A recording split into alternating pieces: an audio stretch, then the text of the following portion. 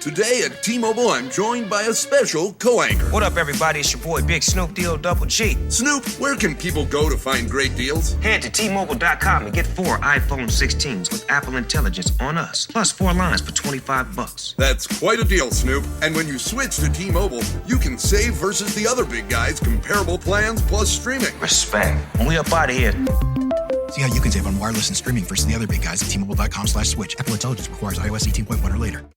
I was never really a runner. The way I see running is a gift, especially when you have stage 4 cancer. I'm Anne. I'm running the Boston Marathon, presented by Bank of America. I run for Dana-Farber Cancer Institute to give people like me a chance to thrive in life, even with cancer. Join Bank of America in helping Anne's cause. Give if you can at BofA.com/supportAnne. What would you like the power to do? References to charitable organizations is not an endorsement by Bank of America Corporation. Copyright 2025. You are my sunshine. Incredible as they seem, are not the results of mass hysteria. I only...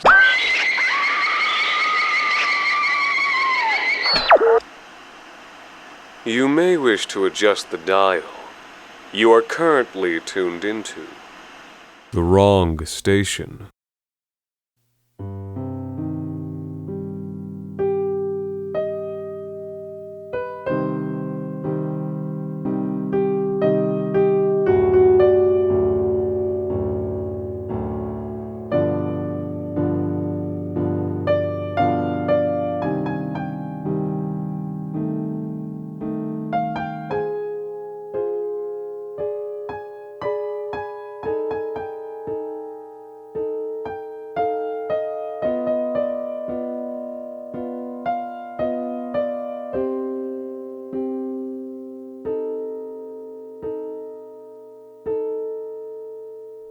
Hello.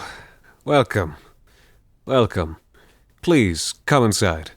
If you could follow me into the basement, please. You'll have to forgive me. It seems that I lost track of time, and now I found myself in the middle of my work. You'll understand, of course, that what I do can be very time-sensitive. Please, watch your step on the way down. Old stairs here, just like everything else. It's a very delicate process, you see, and if I should mistime a step or, heaven forbid, forget one entirely in the midst of idle chatter, then my clients would not be happy. That's the most important thing.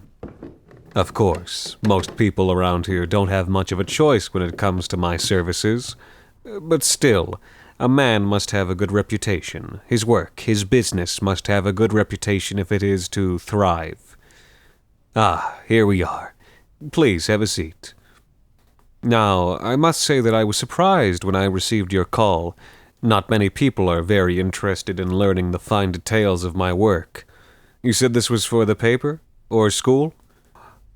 Well, in any matter, most people seeking to enrich themselves with the knowledge of a new profession would rather visit the town firehouse or the veterinary clinic down the road. But here you are. The Brabant River Funeral Home. As you are likely aware, we are the only funeral home in this town, and, though I may be biased in this opinion, the most reputable one for quite some distance.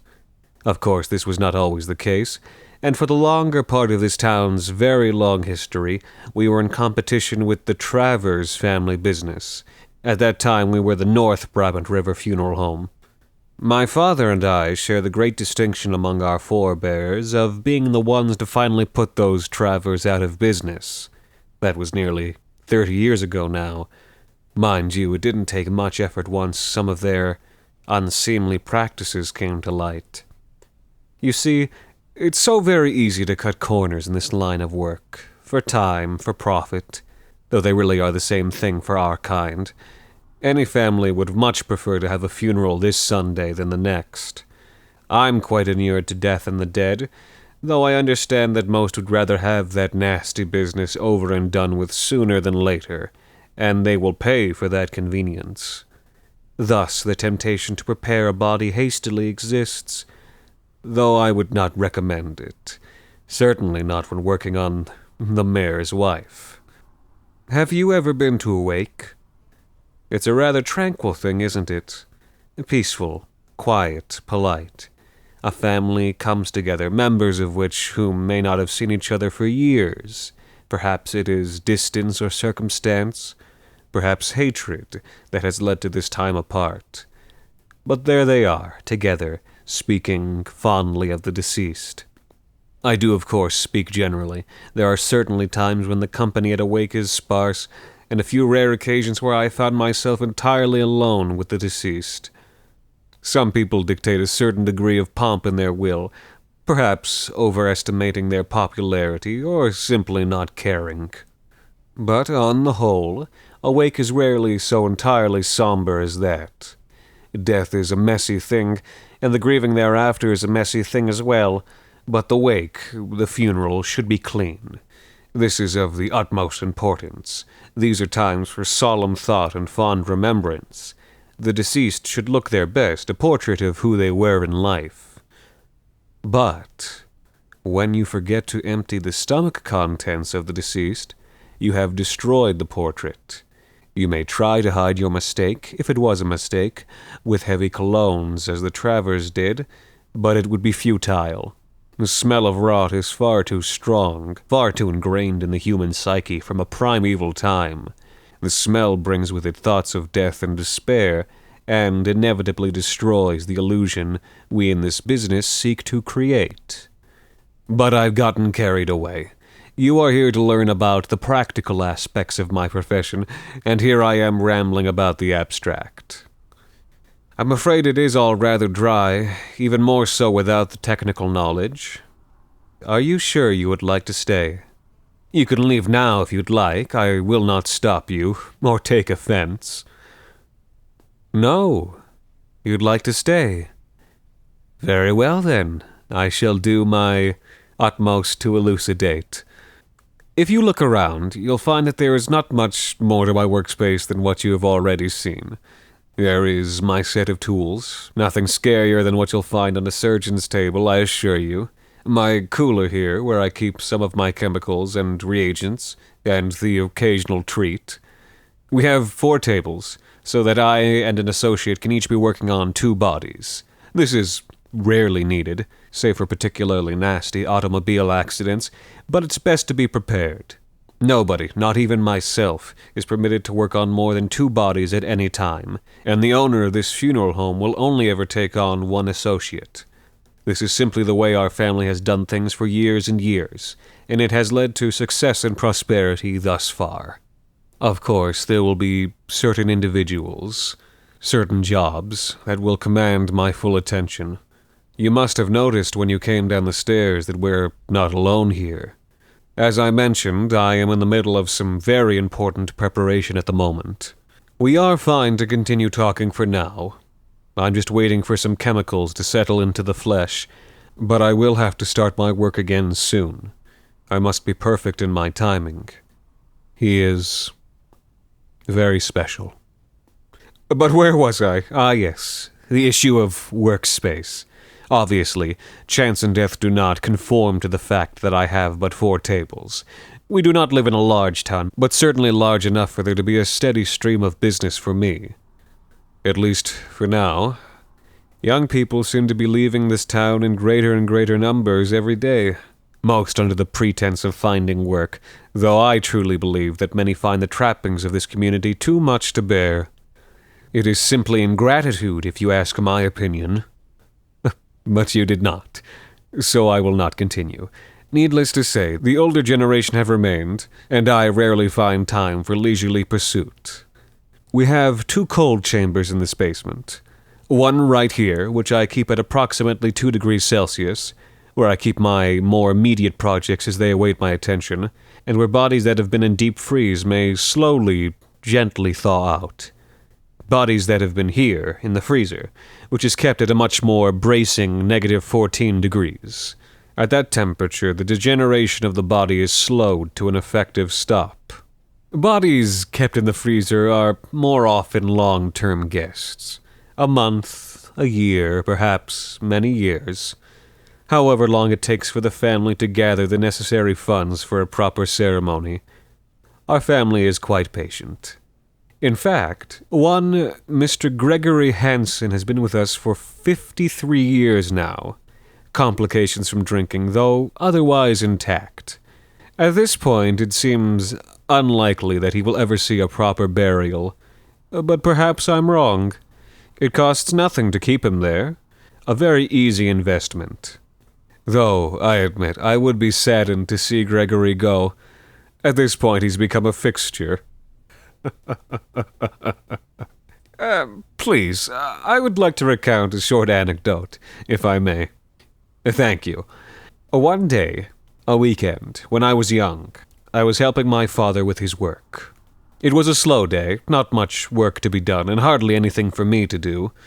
My father went upstairs to take a call, and when he returned downstairs, he told me that I was to take Mr. Gregory Hansen out of the freezer to be thawed. His funeral would be taking place the next Sunday. I truly hated that room in those days. I coped with the dead as well as any boy my age could, but I had yet to completely shed my unease, and I had great difficulty going into the freezer. There is something about cold like that, extreme cold, that makes death so much more visceral. It punctuates the complete lack of life. But I was never one to complain, so I hurried into the freezer to retrieve Mr. Hansen. And that is when my father slammed the door and locked it tightly shut. Oh, how I shouted and cried, how I beat against the door. But to no avail. I was confused and alone, save for Gregory Hansen and his cohort. It was only when my immediate panic had begun to fade that the cold really set in. As I said, -14 degrees can be quite bracing. I think that most would call it outright unpleasant. Yet there I was, with no indication that I would be released any time soon. For whatever reason, likely because of my father's initial direction, I felt the impulse to go to where Mr. Hansen was kept. As I went to the far end of the room, I saw him, and to my surprise, he was wearing a large, very warm-looking winter coat. I had no idea why, but clearly I would need that coat if I were to last in that cold, cold room. It was the first time that I had taken a close look at Mr. Hansen's face, or the face of any corpse for that matter. There are similarities to a living human's, but it's all too clear. The color, the tension of the muscles, but most of all, the eyes. No eyes look like that, and no other eyes can cut through you and let you know that a single life is fleeting. Nothing. Retrieving the coat was an ordeal all its own, but I managed. The next morning, my father returned and congratulated me on a job well done. It's a bit of a family tradition, you see. It wasn't Mr. Hansen back when my father was a boy, but then there's always a Mr. Hansen. From that day, I was a better, faster worker, with a newfound tolerance and respect for the dead. I could never thank my father enough for that lesson. My goodness, look at you. You look absolutely parched. It is very dry down here, please forgive me. Let me see if I have any water in the cooler. No water, I'm afraid, but I do have some lemonade. You don't mind, do you? There you are. Very tasty, I assure you. It is a family recipe. Now, where was I? Yes. All bodies that come to us here go under preparation, but of course not all to the same extent. Not all families can afford a proper embalming, or care for one. In any case, we always ensure that there is enough treatment of bodies to make the viewing a more pleasant experience. As for cremation, we have no furnaces here, and no desire to partake in such barbaric practices. If any person in this community wishes to see their kin burnt to ashes, they can assemble a pyre in their own front yard. We may lose some business, yes, but we have our principles here. The Brabant River Funeral Home sits on approximately 160 acres of land. That must seem like an awful lot, doesn't it? Well, as I said, this is an old town, and this is a reputable home. Some of this town's more distinguished families also pay certain premiums for additional space. Others simply like to have their kin kept on the farther corners of the ground. Brabant River folk can certainly be secretive. My own family have our graves at the northernmost point of the property, just over a quarter of a mile north of this building.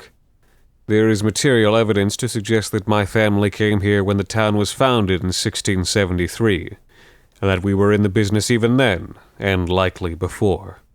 My dear father and mother are buried there, my late wife, and... I'm sorry, please forgive this outburst. I am ashamed to say that I have not been entirely truthful with you. Please, come here. Closer. Do you see? This is my son, my beautiful boy. He took a fall down the steps and landed on his poor head. A nasty fall, as you can see. There was nothing that could be done for him.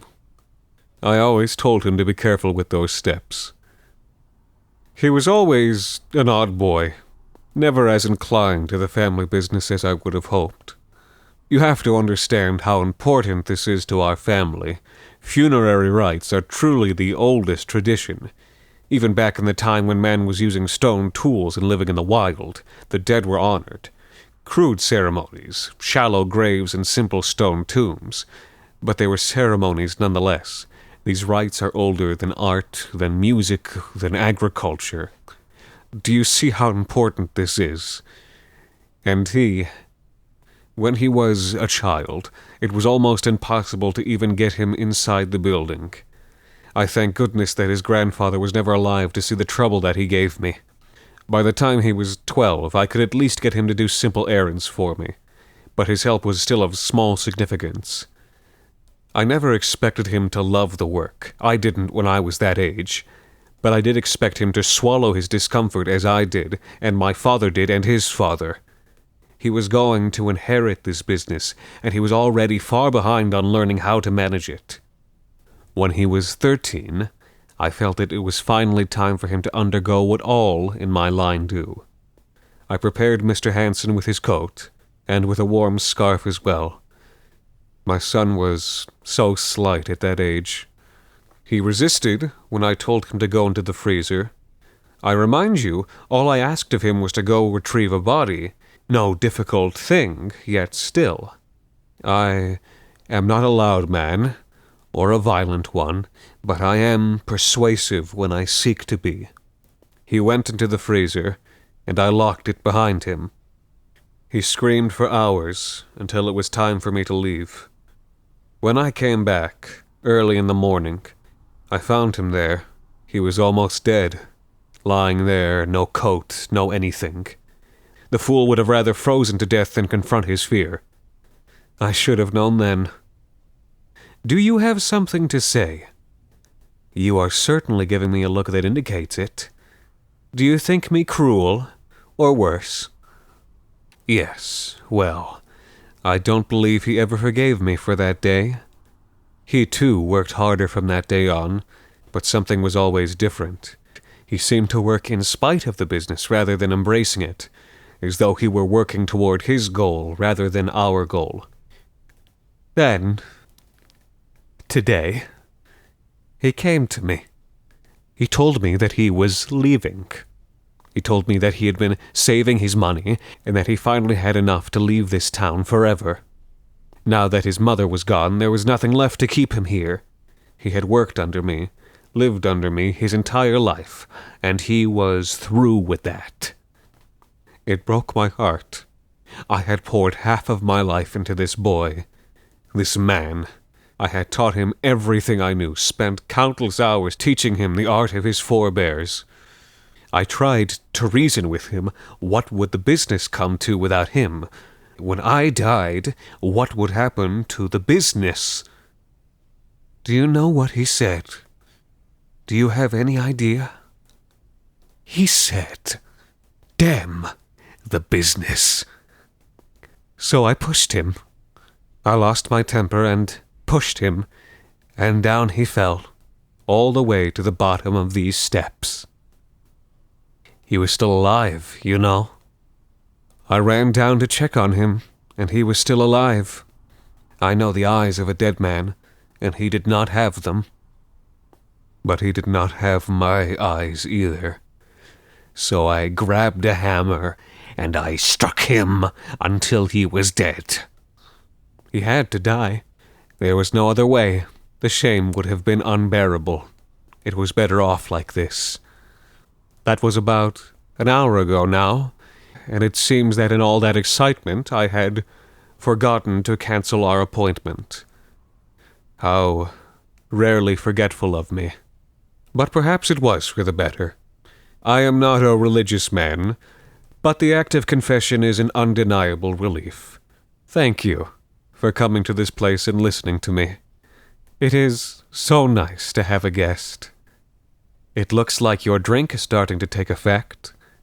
The chemicals I work with do wonders for preserving a corpse, but they will truly wreak havoc on a living person's organs. It's a special cocktail, you see. A family recipe. Hardly any taste or smell. Not perfect, mind you, even after all these years. That is what the lemonade is for. Very tasty. Extra sweet. Look at you. You must be in incredible pain. But do not worry. As for me, as for this business, this is not the end. Our reputation will be preserved. Despite my brutal methods, I am able to effectively disguise my son's wounds. There won't be a trace of suspicion on anyone's part. And I will have my successor as well. My pull within my clan is strong. I will have some nephews, some niece, some far-flung cousins sent to me, and they will continue my work. I am sure, quite sure, that my son was an exceptional case, and my next associate will prove far more pliable. As for you, I have just the thing. You see, my son's funeral will be today, a small ceremony. I will likely be the only attendee. It will be a bit snug with two of you in the coffin, but the dead don't mind. This is what you wanted, isn't it? Isn't this why you came here and why you stayed? Yes, I am sure of it. Your face says it all. Now, if you would excuse me, I must continue my work. There is always work.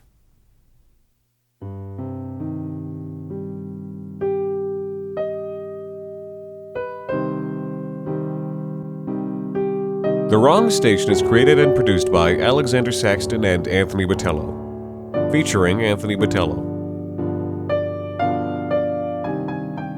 With music composed by Alon Zitrin and original artwork by Jenny Henderson. This week's episode, The Family Business, was written by Anthony Botelho. Tune in every Thursday for full-length episodes. You can follow us on Facebook and Twitter, and leave a review on iTunes and Google Play Music.